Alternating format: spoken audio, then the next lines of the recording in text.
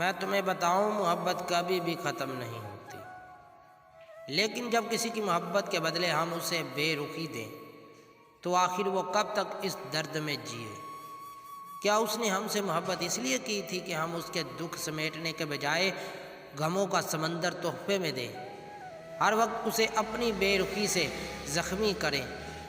वो हमें अपना हमदर्द बनाता है और हम उसी का दर्द बन जाते हैं।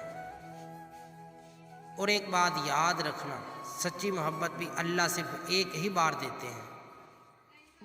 अब चाहे तो उस मोहब्बत को अपनाकर ज़िंदगी खूबसूरत बना लो, चाहे तो अपनी बेरुखी से खोकर सारी ज़िंदगी मोहब्बत को तरसती रहो।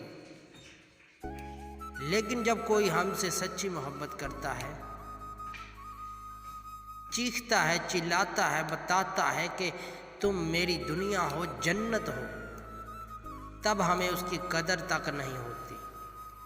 और फिर जब वो चीख चीख कर खामोश हो जाता है तब हमें एहसास हो जाता है, लेकिन तब तक बहुत देर हो चुकी होती है।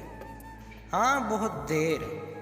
और अगर देर नहीं हुई तो ऐसे शख्स को अपने दिल में बसा लो, उसे खुशियाँ दो, उसके हो जाओ। हाँ, फिर ज़िंदगी जन्नत बनती देखो, ज़िंदगी जन्नत बनती देखो।